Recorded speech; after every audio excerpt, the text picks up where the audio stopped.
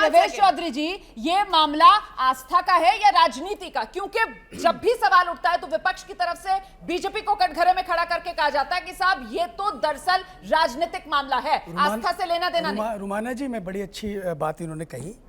जब सोमनाथ मंदिर इस देश में बन रहा था तब क्या बीजेपी उसको मुद्दे को बना रही थी?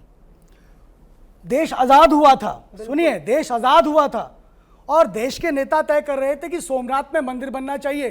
क्यों? भारत की अस्मिता का प्रश्न था।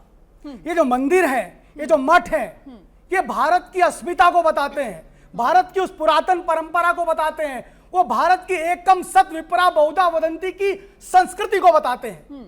वो ला इलाहा इल्लल्लाह को नहीं बताते, वो एकम सत विपरा बहुधा वदंती, सत्य एक है, उसको पूजने वाले, उसको बताने वाले लोग भिन्न हो सकते हैं, ऐसी परंपरा को बताते हैं। इसीलिए इस देश में जब इस्लामिक आक्रांता, लुटेरे, चोर आए तो उन्होंने क्या किया?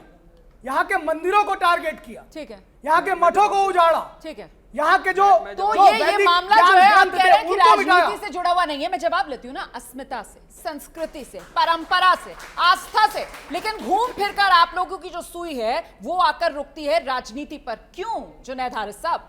देखिए, हमें फैक्ट्स को वाकई जानना चाहिए। अभी हिस्ट्री की भी बात इन्होंने की है। मैं आप लोगों को से बहुत क्लियर एक चीज कहना चाहता हूँ, 1707 मतलब अभी वो कह रहे थे कि इसको अलग अलग हिस्सों में आप देखिए, आप इसको राजनीति के नजरिए से देखिए, अब आप इतिहास में जा रहे हैं, अब आप फैक्ट्स पर जा रहे हैं, मतलब अपनी सहूलियत के हिसाब से इस मुद्दे को आप लोग देखेंगे। एक बात मैं बता दूं आपको, मैं इस वक्त जो खड़ा हूं, ना मैं किसी धार्मिक संस्था को रिप्रेजेंट कर रहा हूं, ना मैं किसी मुस्लिम संस्था को रिप्रेजेंट कर रहा हूं। मैं इस वक्त एक सिर्फ और सिर्फ भारतीय होने के नाते और इस्लाम के जानकार के होने के नाते आपसे मैं बात कर रहा हूं। बिल्कुल इसी नाते आपको बुलाया और इसी नाते मैं अपनी बात मुझे कहने दीजिए और किसी और की बात को मेरे ऊपर प्लीज मत थोपिए। इसीलिए मैंने जो हिस्ट्री में जो त्रुटि है और जिसके हवाले से इन्होंने अनिला जी ने बात की है, मैं उस पर आपको जरा सा बता दूं, उस पर फिर मैं आ रहा हूं।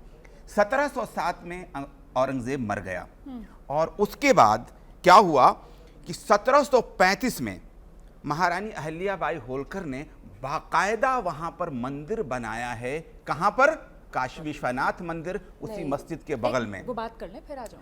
जब उन्होंने बनाया तो जाहिर सी बात है कि जो हिंदू अस्मिता की बात हम कर रहे हैं, उनसे बड़े हिंदू कौन हो सकते हैं? जबकि औरंगजेब मर चुका है, मुगल कमजोर हो चुके हैं। और फिर उसके बाद 18वीं 19वीं सदी में आकर के हम देखते हैं कि वहां पर नंदी महाराज की स्थापना हुई है, महाराजा नेपाल ने किया है। और उससे पहले भी हम देखते हैं कि मंडप वहां पर बनवाया गया है, बीजाबाई ने मंडप बनवाया है। तो सवाल ये पैदा होता है कि वो कैसे हिंदू थे? कि साहब नंदी महाराज की स्थापना महाराज नेपाल ने कराई, ये तो आप नहीं बात कर रहे हैं। पूछिए, उसे सर्वे होना चाह रहे थे तो इतने सैकड़ों की भीड़ वहां क्यों इकट्ठा हो गई? इस पर आप में से कोई प्रमाण दे सकता है नंदी महाराज की स्थापना कब से? साध्वी जी आपके पास है इसको लेकर कोई इन्फॉर्मेशन?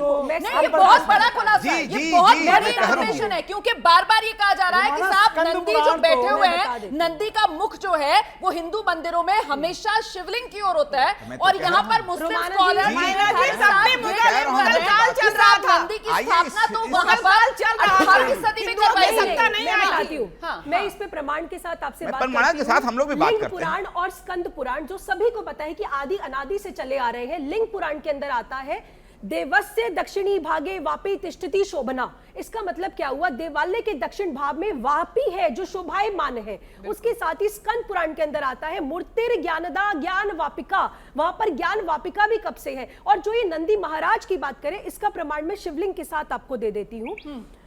स्कंद पुराण में काशी खंड में 26वें अध्याय के वर्ष 130 और 132 के अंदर एक बहुत ही ऐसी बात है जो सबको पता होनी चाहिए, भारत के हर वासी को पता होनी चाहिए, ताकि आपको गर्व होगा कि इतना पुराना इतिहास है हमारा। उसमें लिखा गया है, उसमें अंदर नहीं, एक सेकेंड, उसके अंदर एक शामिल कर दीजिए। एक सेकंड प्लीज, एक सेकंड। होलकर जी को क्यों नहीं समझ में आया था जो उन्होंने अलग जगह पर जाकर के काशी विश्वनाथ मंदिर बनवाया? जवाब सुन लीजिए ना, आपने जो सवाल उठाया, आप तो ये कह रहे हैं कि नंदी की स्थापना वहां पर महाराजा नेपाल ने किया था, 18वीं सदी में हुई, महाराजा नेपाल ने कराई, मतलब उससे पहले वहां पर नहीं है। अगर नंदी, मैं बता रहा हूं, साध्वी को सुन लीजिए, उसमें एक श्लोक आता है, अवि मुक्तं महत् क्षेत्रं क्षेत्रं परिमितम। इसका मतलब क्या हुआ? अविमुक्तं महत्व क्षेत्रं पंचक्रोश परिमितम। मतलब कि वो जो पूरा परिसर है उसको अविमुक्त कहा जाता था, क्योंकि भगवान शिव का अनादि से नाम अविमुक्तेश्वर है, और 5 कोस में फैला हुआ था। 5 कोस माने 10 किलोमीटर के पैरामीटर में। और उसमें एक और जो नेक्स्ट श्लोक है 132, वो बिल्कुल क्लियर है, दृश्यते सर्वंग सर्वयः काशीः विश्वेश्वरस्तथा। इसका मतलब वो शिवलिंग की ऊंचाई इतनी ज्यादा थी कि 10 किलोमीटर के पैरामीटर में आप कहीं से भी देख लो तो शिवलिंग है। शिवलिंग है तो नंदी महाराज भी है। सही, ये तो बिल्कुल मुझे लगता है इसी पर जो मैंने पहले सवाल किया था ना, नंदी को लेकर, अच्छा आप अपनी बात नंदी को लेकर भी श्लोक है जो आप बता रहे हैं, नेपाल के नंदी को लेकर, इसको स्कंद पुराण में ही है। ज्ञानवापी मुख स्पर्श नंदिकेशम ततो आर्यतेत। ज्ञानवापी का स्पर्श करके नंदिकेश की स्तुति करनी चाहिए। नंदिकेश यानी जहां नंदीवात थी, जो आप कह रहे हैं ना कि कब नेपाल ने बनाई, स्कंद पुराण में भी इसका प्रमाण है। बिल्कुल। और ये देखिए, ये फोटो जो मेरे पास है ये उससे पहले की है। इसमें नंदी महाराज वहां पे विराजमान है और ये कोलंबिया यूनिवर्सिटी में दर्ज है। आप इसको जाके देख सकते हैं। ये हिस्ट्री के रेयर पेजेस की फोटो दिखा रही हैं आप? मैं आपको बता देती हूँ।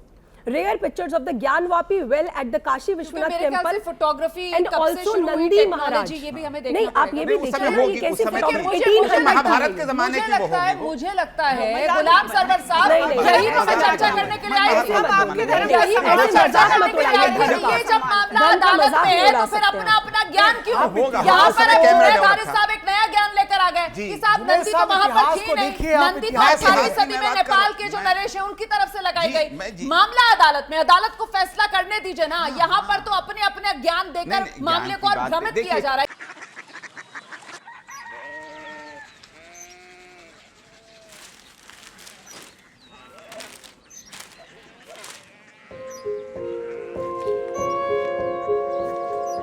बाबा बाबा कोरिया सिटी जानिए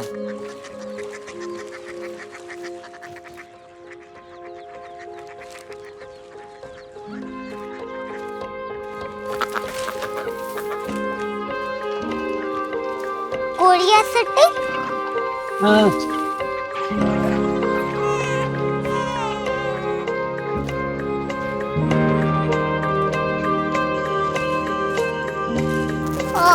कोरिया सिटी कहाँ पे है? शहर अंग्रेजी लगे हैं।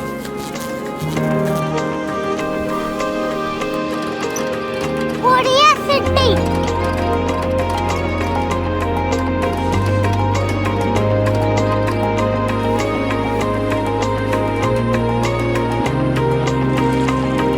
वो बहुत दूर है।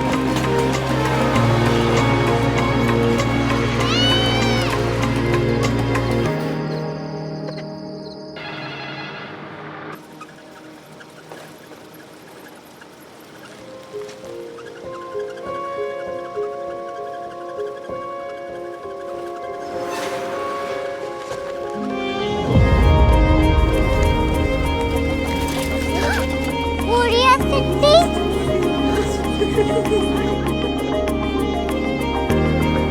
दुनिया को कुछ लोग बड़े होते हैं। कोरिया सिटी कहाँ है? प्रोफेसर साहब को पता होगा। हो, ये छोटा वाला ग्लोब लगता है और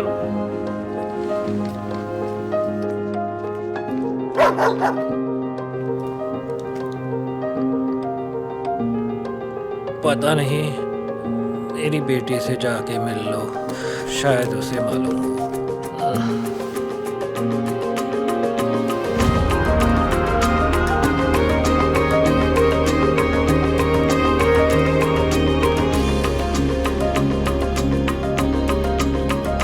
हाय,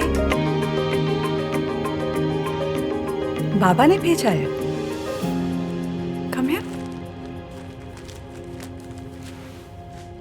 कोरिया सिटी।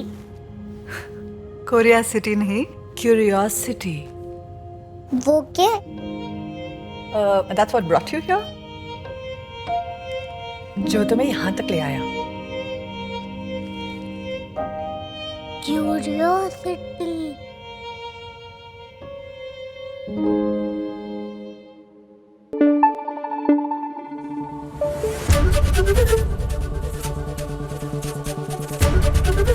एबीपी न्यूज आपको रखे आगे।